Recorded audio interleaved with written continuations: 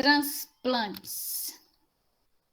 Então, o que é um transplante, né? O transplante nada mais é do que a retirada de células, tecidos ou órgãos, que é os chamados enxertos, né? De um determinado indivíduo, que é chamado de doador, que serão inseridos em um outro indivíduo, que é chamado de receptor, certo? Então, transplante não associem só ao transplante de órgãos, o transplante de coração, transplante de fígado, não. A gente também pode transplantar tecidos, também pode transplantar células, certo? E os transplantes, eles podem ser de dois tipos. Transplante próprio, quando o enxerto provém do doador para o próprio doador, né? É tirado do próprio indivíduo para ele mesmo. Por exemplo, em caso de queimaduras, né? Que a gente tem um dano muito grande na pele, a gente pode tirar um enxerto de pele de outra região do corpo, por exemplo, a coxa, né? E pode colocar nesse local que perdeu muito tecido. Então, é o tipo de transplante próprio. E temos o transplante externo, que é o que a gente mais conhece, né? Quando o enxerto vai ser proveniente de um indivíduo para outro indivíduo.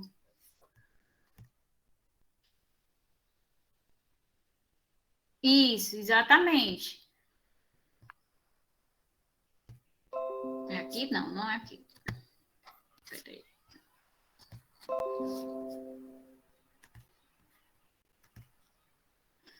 E aí, o transplante externo é o que está associado aos casos que a gente escuta de rejeição. Rejeição não vai acontecer no transplante próprio. Por quê, professora? É óbvio, né? Porque é o tecido do próprio organismo, então ele não vai combater, não é estranho para ele, é um tecido próprio, então ele não vai realizar nenhuma resposta àquele enxerto. Enquanto quando é externo, vai ser de outro indivíduo, vai ser reconhecido como estranho e vai desencadear uma resposta imune, por isso que às vezes acontece o processo de rejeição. Por isso que a gente precisa ter maior proximidade genética possível entre o doador e o receptor, para evitar a rejeição. Então, existem 4 tipos de enxerto, certo? O enxerto autólogo, o enxerto singênico, o enxerto halogênico e o enxerto xenogênico. Então, o enxerto autólogo nada mais é do que um enxerto do indivíduo que vai ser aplicado no próprio indivíduo, ou seja, não ocorre rejeição. Por exemplo, enxerto de pele em queimaduras, como o Cosmo aí mencionou, traumas, ponte de safena. A ponte de safena é a retirada do vaso da coxa para ser colocado no coração, certo? Então, o que é removido é do próprio indivíduo, né? Alto para ele mesmo. Então, não ocorre rejeição. O segundo tipo de transplante é o singênico, em que o enxerto do indivíduo vai ser transplantado para um indivíduo geneticamente idêntico. Também não vai ter rejeição. No entanto, quem é o indivíduo que é geneticamente idêntico ao outro? Apenas gêmeos univitelinos, né? Aqueles que são bem iguaizinhos. Então, essa é a segunda situação, é o transplante entre irmãos gênicos, entre irmãos gêmeos, que é chamado de singênico. Temos aí o transplante halogênico, que é a predominância de ocorrência de transplantes, em que o enxerto de determinado indivíduo, chamado de indivíduo doador, que é um indivíduo da mesma espécie, né, que o outro indivíduo receptor, vai ser aplicado nesse indivíduo receptor aqui. Então, o enxerto do indivíduo doador vai ser aplicado no indivíduo receptor de mesma espécie. Indivíduos diferentes, certo? Deveria ter uma vírgulazinha aqui. São indivíduos diferentes, mas são da mesma espécie. Como são diferentes, o que é que vai poder acontecer? A rejeição daquele transplante. Isso acontece, na maioria das vezes, por rejeição genética aos MHCs. Vocês se lembram? Eu falei sobre isso na aula de MHC e a apresentação de antígenos, que eu falei que um caso de rejeição dos transplantes, me lembro que eu falei nessa aula, era porque o MHC ele é extremamente específico do indivíduo e ele está sempre apresentando o quê? Um antígeno próprio, né? Quando a célula está bem. Quando a célula está infectada, ela apresenta o antígeno patogênico, né? Então, o que acontecia no transplante é que as células do indivíduo doador estão apresentando no seu MHC um antígeno próprio.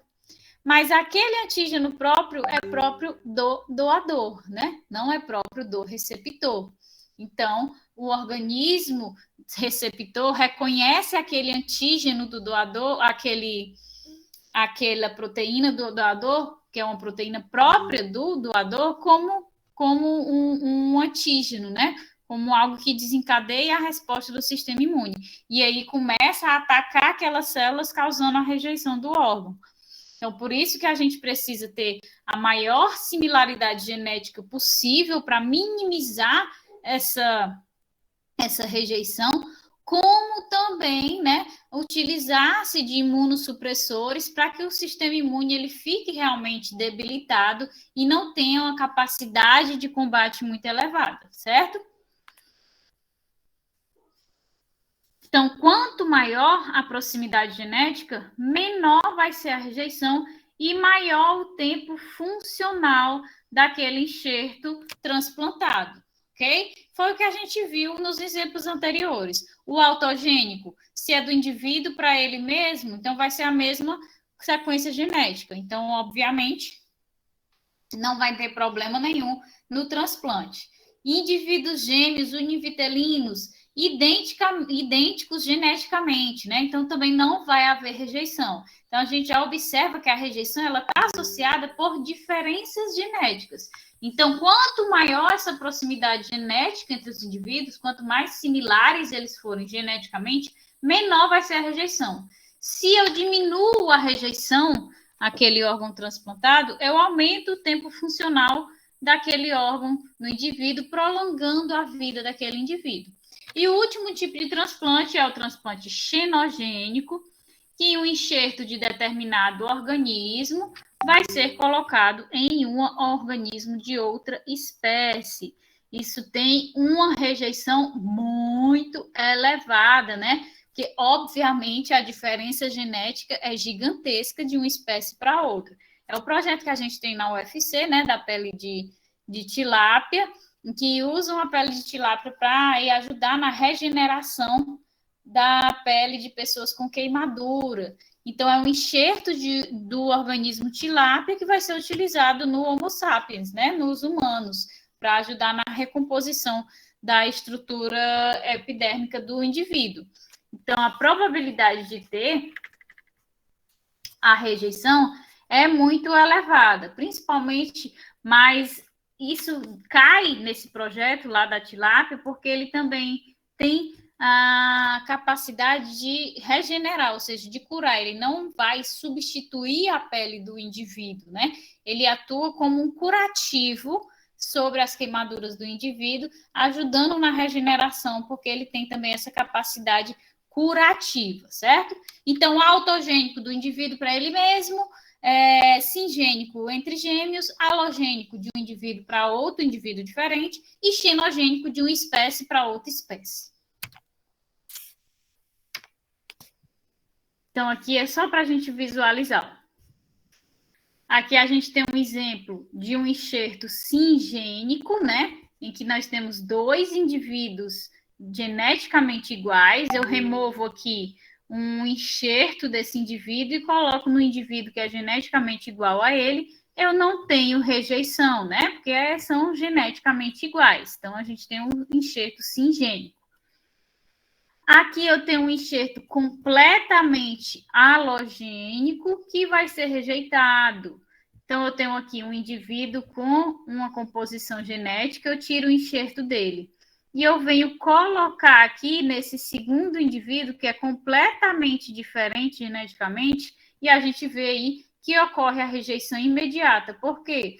Porque esse ratinho aqui, esse indivíduo, identifica as moléculas de MHC desse enxerto e começa a atacar essas células, achando que essas moléculas estão apresentando antígenos patogênicos, né? E, enquanto isso, aqui, na verdade, ela está apresentando os antígenos próprios desse ratinho, mas não são próprios para esse rato, não é isso? Então, ele vai aí atuar combatendo esse enxerto, causando a rejeição. Nesse exemplo aqui, a gente já tem o enxerto de um progenitor isogênico que não é rejeitado por um híbrido. Vocês se lembram que eu falei para vocês na aula de MHC que quando a gente nasce porque o MHC ele tem como característica genética ser um alelo codominante, né? Então, metade dos meus genes eles vão ter MHCs com características da minha mãe e a outra metade com características do meu pai, porque eles são codominantes, então nenhum se sobrepõe ao outro. Então, eu tenho aqui o pai, né? Eu tiro o enxerto desse pai e coloco aqui nesse filho que tem características de MHC do pai e tem características do MHC da mãe. Como ele tem características de MHC de ambos os pais, ele não rejeita o enxerto proveniente do pai. Então, aí não há rejeição e ocorre o transplante. E aqui é o enxerto do híbrido, é rejeitado pela linhagem isogênica do progenitor. Então, a gente tem aqui, ó, esse progenitor tem as suas características do filho, né? Aqui o filho tem as características do MHC da mãe e as características do MHC do pai. Nós tiramos o enxerto desse doador e quando ele vai doar para o pai dele, ocorre a rejeição. Por quê? Porque o pai dele só reconhece o MHC verdinho, né? Que é o MHC que ele tem igual. Ele vai entender como estranho o MHC da mãe, que é o laranja. Então, ele rejeita esse enxerto proveniente do filho, causando aqui a rejeição, certo?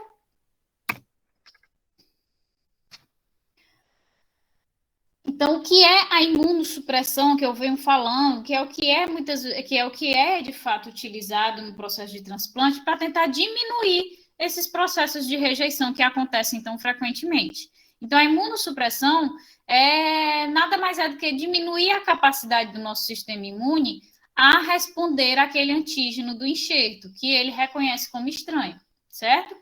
Então, mas quais são as consequências, né, da gente utilizar imunossupressores, esses medicamentos que diminuem a capacidade do nosso sistema imune de responder a um antígeno? Ah, professora, mas aí vai manter o órgão por mais tempo. Mas vocês concordam que se eu estou diminuindo a capacidade do meu sistema imune, eu estou diminuindo a capacidade dele responder não só aos antígenos do enxerto do doador, mas também a qualquer outro antígeno, né? Então, o indivíduo ele fica submetido a maiores chances de infecções, a maiores chances de ocorrência de tumores. Vocês viram na nossa aula de imunidade inata que a imunidade inata também combate, além de micro-organismos e etc., células estressadas, células tumorais, né? Através das suas citocinas, vão atuar juntamente com proteína P53 sobre esses tumores. Então, quando a gente causa essa imunossupressão, a gente vai ter uma maior ocorrência de infecções e também uma maior ocorrência de tumores. Então, a gente está tentando resolver um problema, né, através do transplante, mas pode acarretar em outros, infelizmente, né? Então, já é difícil o transplante, mas alguém poderia dizer, então o transplantou, está resolvido. Não, tem muita coisa por trás, né, para a gente garantir que no final tudo dê certo. Então, quando isso é igual, todos têm vida útil, né? O que é que isso quer dizer? Que independente, por mais que seja muito similar, praticamente igual geneticamente, todo enxerto vai ter uma vida útil. Ele não vai durar para sempre no indivíduo. Ah, professora, mas o meu avô, ele morreu com 80 anos e ele tinha um transplante de coração e ele morreu, o coração dele funcionava, ele morreu de AVC. Não teve nada a ver com o coração. Sim, mas é importante, não é que vá morrer porque o órgão vai parar de funcionar, não. Mas é importante que vocês saibam que todos têm vida útil. Por quê? Porque não é o órgão daquele indivíduo, né? É um transplante, isso, obviamente, estou me referindo ao transplante halogênico, né? Que é a predominância dos tipos de transplante, entre um indivíduo para outro indivíduo diferente. Então, todo transplante ele vai ter um tempo de vida útil. Ninguém sabe se ele vai durar 1 ano ou se ele pode durar aí 20 anos. Infelizmente, quanto mais próximo geneticamente, obviamente, a gente vai ter uma redução praticamente, uma rejeição praticamente nula. Com a rejeição praticamente nula, aumenta essa vida útil. Então, quanto mais próximo, melhor. Mas nem sempre é possível, né, encontrar um doador que seja muito próximo geneticamente. Então, a gente tem que trabalhar com aquilo que tem. E, às vezes, não é suficiente para manter a vida do indivíduo por mais tempo, certo? Então, como é que acontece a rejeição dos enxertos, né? De forma mais detalhada, além do que a gente viu naquela figurinha dos ratinhos. Então, o MHC do enxerto do doador, ele vai apresentar antígenos próprios do doador, que é o que eu já descrevi para vocês. Então, o enxerto do doador, ele vai ter várias células nucleadas, né? Vocês se lembram que as células nucleadas, elas têm, todas elas, o que na sua membrana? MHC de classe 1, não é isso? Esse MHC de classe 1, quando a célula está bem, que obviamente é o caso de um enxerto, né? Porque o transplante só vai ser feito com o órgão que está saudável, não é isso? Então, se o órgão está saudável, as células que o compõem estão saudáveis. Então, quando as células nucleadas estão saudáveis, elas expressam o seu MHC de classe 1 com um antígeno próprio, né? Para dizer que está tudo bem, porque elas sempre têm que expressar o MHC ligado a uma moléculazinha proteica. Então, está lá apresentando esse antígeno próprio para o sistema imune do indivíduo, certo? Então, o enxerto, né, foi feito no receptor, ok? Aí chega uma célula apresentadora de antígenos do receptor e reconhece esse antígeno próprio do doador, obviamente, como estranho, né? Porque é outro indivíduo, então ele vai reconhecer ele é um antígeno próprio do doador, mas não do receptor. Então, o receptor reconhece aquele antígeno como estranho, fagocita, né? Se converte de fato em célula apresentadora de antígenos, vai processar ele e vai apresentar através do quê? Se é uma célula apresentadora de antígenos, vai apresentar através do MHC de classe 2, né? Esse antígeno lá nos linfonodos aos linfócitos T. Então, quando os linfócitos T reconhecem aquele antígeno estranho, né? Que é próprio do doador, mas que é estranho para o receptor, então eles reconhecem aquele antígeno como estranho, eles vão se ativar, sofrer a expansão clonal e se converter em linfócitos T efetores no indivíduo receptor. Então, esses linfócitos T efetores, eles vão atuar sobre as células do enxerto do doador, né? Porque eles vão reconhecer, quando eles chegarem lá no órgão transplantado do doador, esse MHC e esse antígeno próprio do doador como estranho, porque realmente ele é estranho ao receptor, não é isso? Então, ele vai passar a atacar as células daquele órgão, que é justamente o processo de rejeição em si. É o organismo do receptor que vai entender como estranho aquele órgão que foi recebido e vai passar a atacá-lo, causando a rejeição do mesmo. Então, aí ocorre o ataque às células do enxerto do doador, e aí as demais exposições vão fazendo o quê? Com que esse ataque seja mais rápido e eficiente, devido às células de memória. Como assim, professora? Não necessariamente a rejeição ela acontece imediatamente após o transplante. Esse processo de rejeição ele pode ir acontecendo ao longo de anos, certo? Então, de início, essa célula fagocitária reconheceu esse antígeno do doador, né? E aí apresentou ao linfócito T. Esse linfócito T se ativou e gerou as células de memória. Depois, ela não passou a ter contato com esse antígeno do enxerto do doador. Ficou circulando. Depois de 2 anos, veio a ter contato de novo com o antígeno próprio do doador. Teve o contato, como tem as células de memória, a resposta é bem mais rápida e bem mais eficaz. Então, ele vai atuar bem mais forte sobre o órgão transplantado. E aí vai causar um dano um pouquinho maior. Mas beleza. Com a imunossupressão, né? O paciente vai lá no hospital, toma muito imunossupressor, fica internado para que isso pare. Aí parou.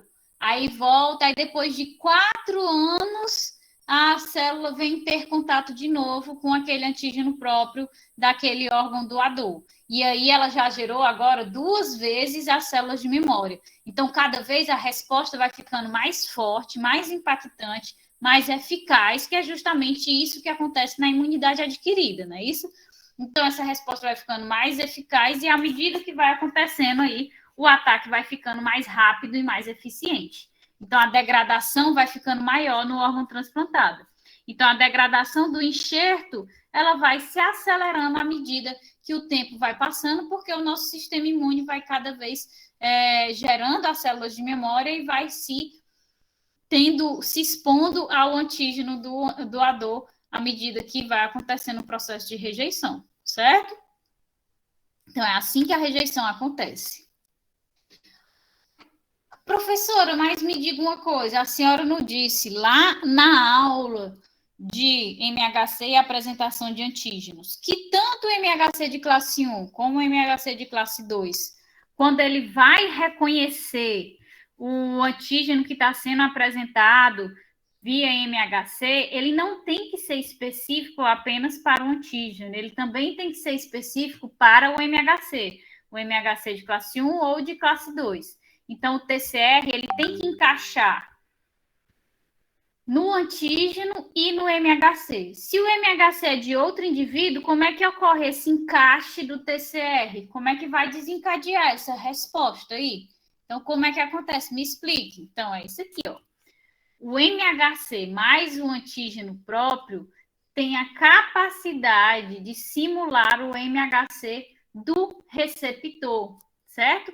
O MHC, a estruturação, por mais que seja diferente entre os indivíduos, o que desencadeia de fato a resposta do receptor contra o órgão doador é o antígeno próprio que é apresentado aqui. Mas a estrutura dos MHCs, obviamente, são diferentes, mas elas não são tão diferentes que não permita o encaixe do TCR, certo? Então, é sim possível o encaixe do TCR com o MHC das células do órgão transplantado.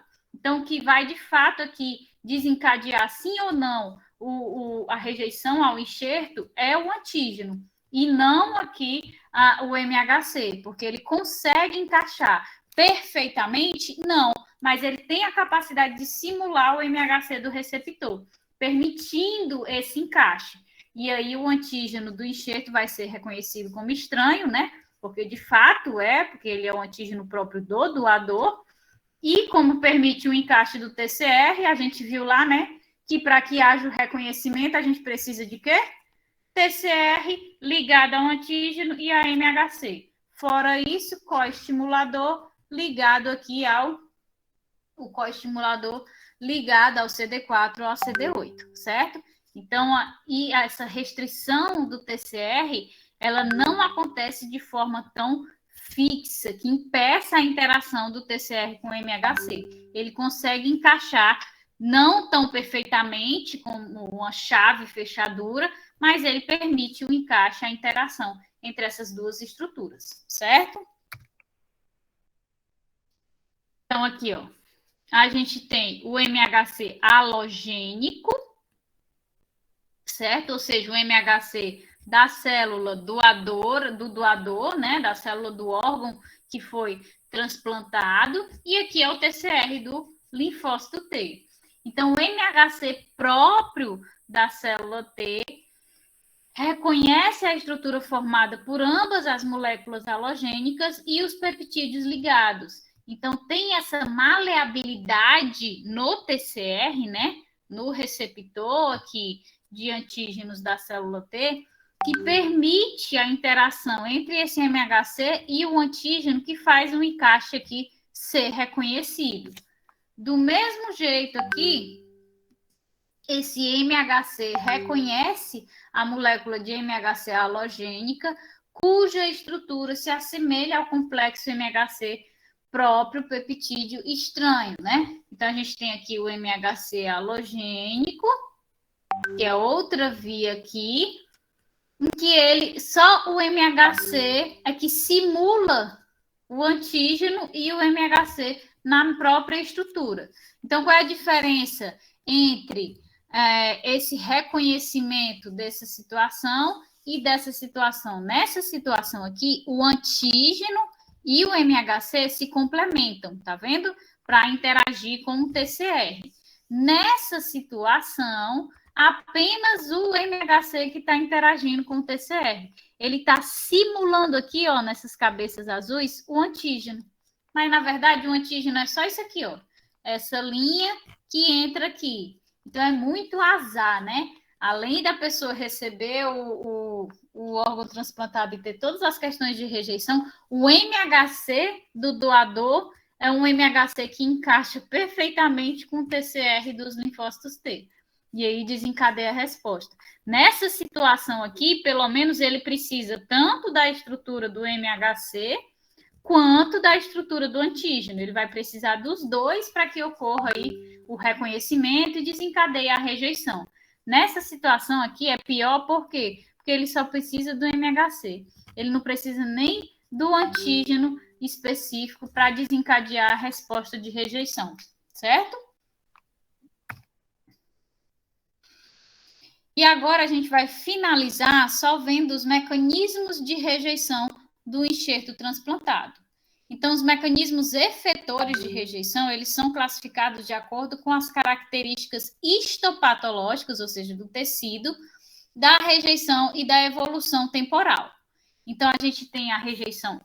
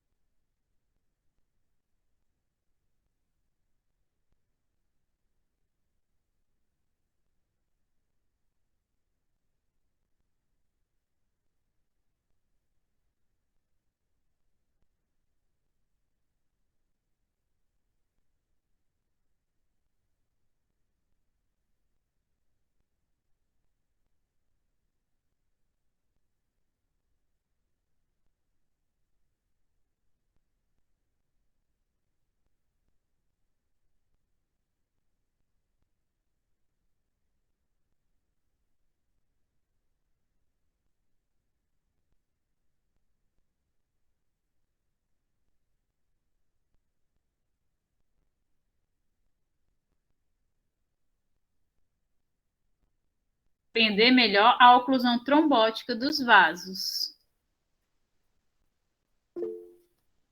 Oi. Professora, a sua transmissão caiu. Oh, meu Deus. Parou aonde, hein? Voltou agora. Parou na parte do... Põe um slide aí para nós ver. Deixa eu ver aqui. Parou aqui? Não está apresentando. Não está apresentando isso. Deixa eu ver.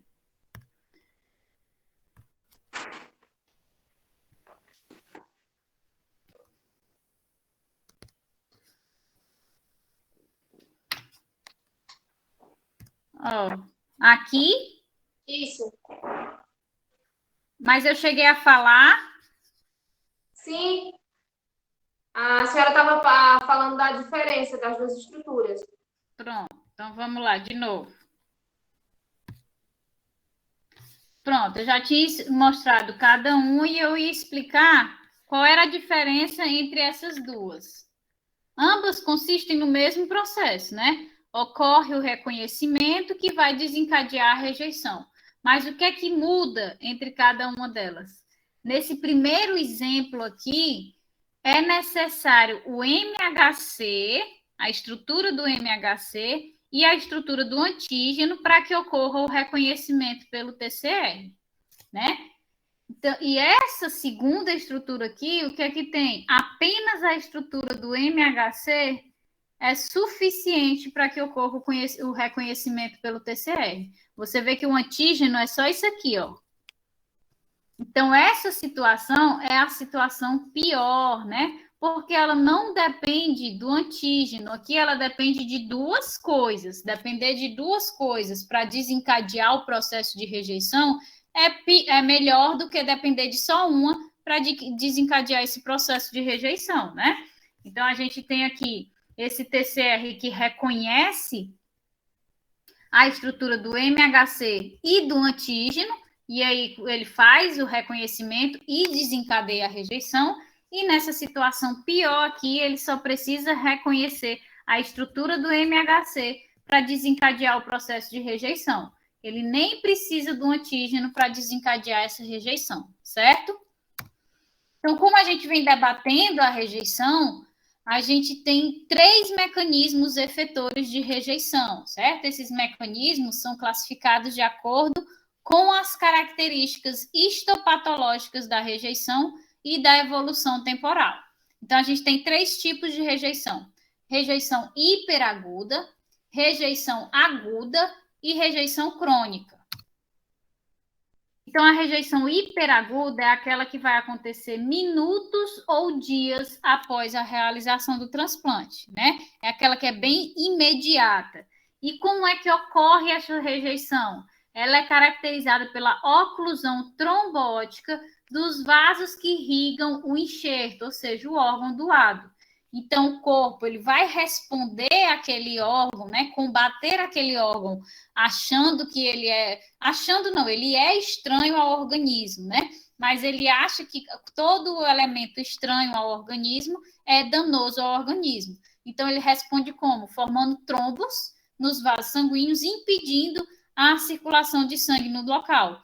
Sem sangue, que a gente vem discutindo isso desde o início, que o enxerto ele é formado por células nucleadas e, como qualquer célula nucleada viva, precisa de oxigênio, precisa de nutrientes, não é isso? Então, se ele precisa de gases, precisa de nutrientes, e ele não consegue isso através da circulação sanguínea, a gente perde aí a nutrição dessas células do enxerto, ou seja, do órgão transplantado, e, consequentemente, essas células irão morrer, causando o processo, de fato, de rejeição desse órgão. Isso acontece por oclusão trombótica dos vasos.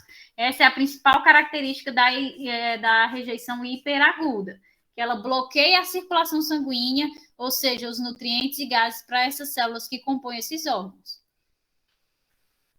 Então, anticorpos pré-existentes, ou seja, que já existiam no organismo do receptor, vão se ligar aos antígenos endoteliais do enxerto do doador e vão iniciar uma reação inflamatória no vaso sanguíneo, causando a oclusão do vaso que irriga o enxerto, causando a morte do mesmo, certo? Então, esses anticorpos, eles vão lá, se ligam aos antígenos e começam a formar imunocomplexos, né? Esses imunocomplexos, além de formar barreiras proteicas, né, dos anticorpos com os antígenos, eles também têm a capacidade de desencadear o processo inflamatório. Então, tudo isso acaba causando a oclusão, né, o bloqueio do vaso que irriga o enxerto, as células daquele enxerto. Visualizem aqui. Então, aqui é a rejeição hiperaguda. Aqui eu tenho as células do tecido que foi enxertado, né? E essas células, elas têm na sua membrana, obviamente, apresentando via MHC antígenos próprios. Mas lembrem-se, esses antígenos são próprios do doador e não do receptor, não é isso? Então, esses antígenos próprios do doador, vão desencadear uma resposta do sistema imune do receptor. Então, os anticorpos circulantes do receptor reconhecem esse antígeno como estranho, né? Porque ele é próprio apenas para o doador, não para o receptor. Reconhecendo ele como estranho, eles se ligam, formando aqui imunocomplexos. E quando a gente tem aí a ligação dos anticorpos, eles funcionam como o quê? Anticorpos? Como opsoninas, né? Principalmente. Então, as opsoninas, elas vão desencadear a via clássica do sistema do complemento, vão desencadear um processo inflamatório. Então, a gente começa a ter aqui um processo inflamatório que foi iniciado pela formação aqui desses imunocomplexos. Isso vai subindo aqui esse processo inflamatório, né, que é extravasamento de sangue, aumento da quantidade de células de defesa no local, e por fim isso aqui vai causar uma oclusão desse vaso sanguíneo que vai impedir que haja a circulação do sangue para as células do órgão transplantado. Então, vocês visualizam aqui, ó, essa região aqui, ela já foi bloqueada pelas células de defesa. Observem essas células em cinza. São células que já morreram porque não estão recebendo o sangue, que obviamente não está demonstrado aqui, senão a gente não veria nada, o sangue que está circulando nesse vaso. Então, essas células não receberam gases, não receberam nutrientes e morreram. Da mesma forma, nesse ponto aqui, ó, em que a gente tem um processo inflamatório elevado, a quantidade excessiva, né, de conteúdo sanguíneo, de células de defesa, que é causado pelo processo inflamatório, impediu a passagem de gases e de nutrientes para essas 3 células aqui, e elas também já morreram. E assim vai acontecendo sucessivamente. Esses anticorpos vão se ligar a esses antígenos aqui em cima, ó, e aqui embaixo, vão desencadear, né, a resposta da via clássica do sistema do complemento, como também vão causar o processo inflamatório, o acúmulo de células de defesa, que vão bloquear a passagem do conteúdo dos vasos sanguíneos, ou seja, gases e nutrientes, e essas célulazinhas aqui também irão morrer. E aí vai causando a morte de todas as células do enxerto que foi transplantado. Por isso que é uma resposta hiperaguda, porque ela acontece muito rapidamente, né? Então, a rejeição ao órgão, ela acontece nos minutos após o transplante ou dias após o transplante. E a rejeição aguda, né? Ela vai ocorrer nos primeiros meses após o transplante. Então, a gente partiu de minutos e dias para meses agora. No caso da rejeição aguda, quem vai atuar, ó, rejeição hiperaguda, oclusão dos vasos sanguíneos, né? Impede aí a passagem de gases e nutrientes para essas células. No caso da rejeição aguda, quem vai atuar são os linfócitos T-CD8, principalmente, né? Mas os auxiliares também vão ajudar aí nesse processo de rejeição. Então, esses linfócitos T, eles vão reconhecer os antígenos próprios do enxerto do doador, né? Próprios do doador, não do receptor, e vão causar a destruição das células do enxerto. Então, o CD8, ele vai causar a necrose dessas células, porque o linfócito TCD8, vocês sabem que é o linfócito citotóxico, né? Ele causa a morte da célula, que ele acha que está infectada. Porque ele acha que está infectada, professora.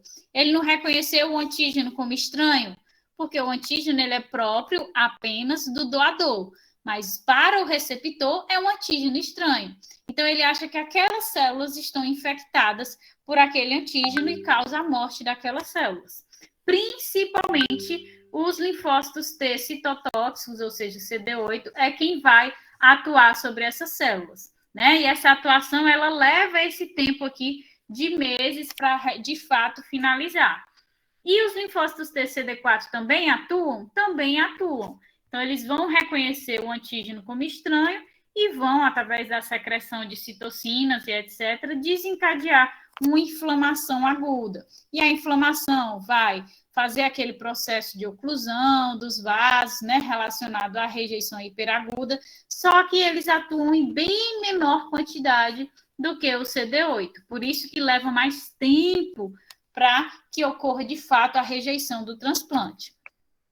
Então, observem, na rejeição aguda, A gente tem o linfócito T citotóxico, reconhecendo o antígeno próprio do doador como estranho, e aí, quando ele reconhece esse antígeno próprio do doador como estranho, o linfócito T do receptor causa a morte celular dessa célula que ele acha que está infectada por algo estranho, né?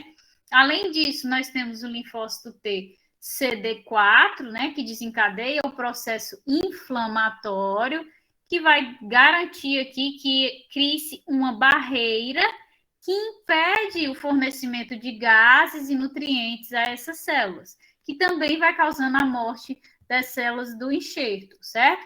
Então, nós temos a predominância da ação dos linfócitos T CD8, mas também temos a atuação dos linfócitos T CD4 auxiliares, que vão desencadear esse processo inflamatório que causa a oclusão de alguns pontos dos vasos sanguíneos. E aí, essa resposta de rejeição, ela leva alguns meses para que seja de fato efetuada. E, por fim, nós temos aí a rejeição crônica, né? Que vai ocorrer até 12 meses após o transplante. Em vez de ocorrer aí nos primeiros meses após o transplante, ela pode ocorrer até 12 meses após o transplante e até mais, até com anos após o transplante, certo?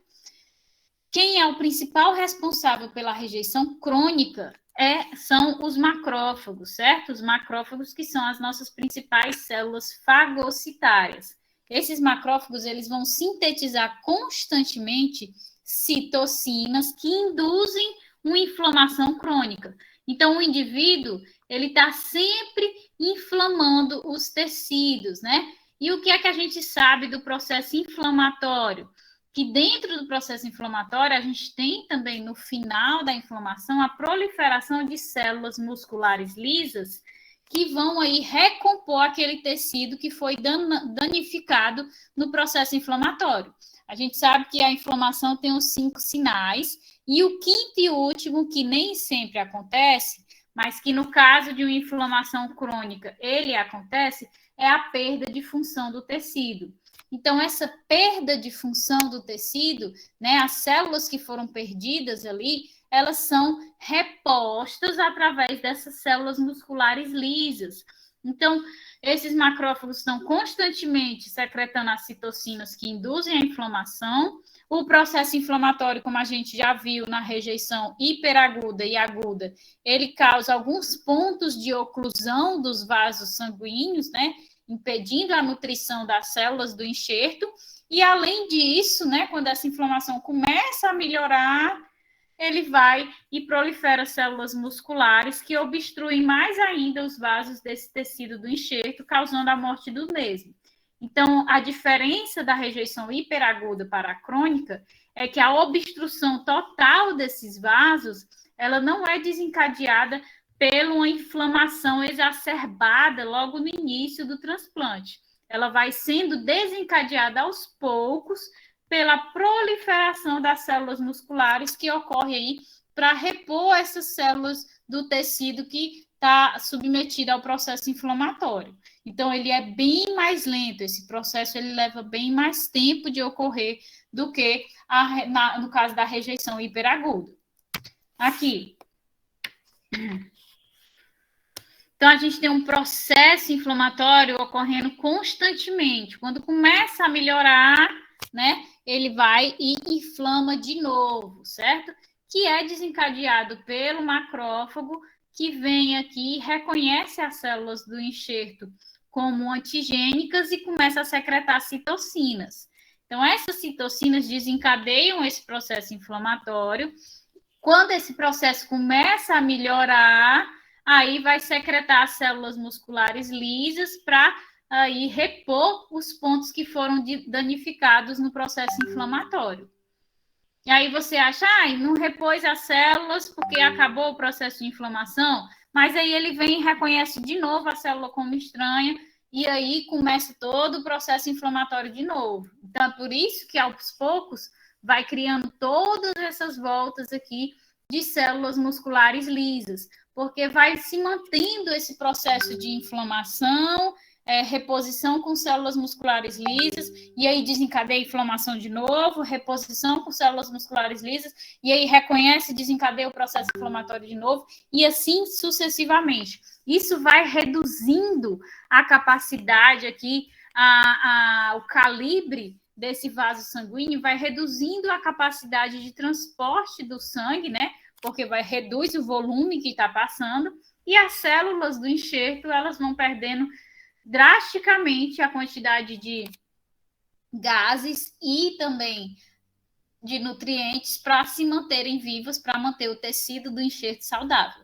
E assim, ao longo dos meses, né, ou dos anos, a gente tem a rejeição crônica desse órgão que foi transplantado, certo? Me digam, vocês conseguiram compreender?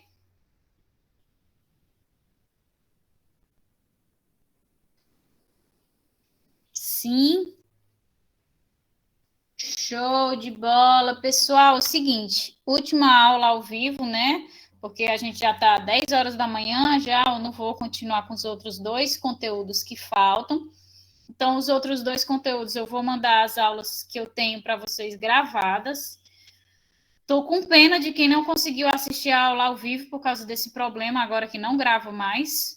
Mas aí eu vou mandar os links das aulas que eu tinha anteriores também e vou mandar as questões para vocês se basearem para a prova, mas eu preciso, antes de mandar as questões, saber quantas duplas são, certo? Para que eu tenha a quantidade de questões corretamente.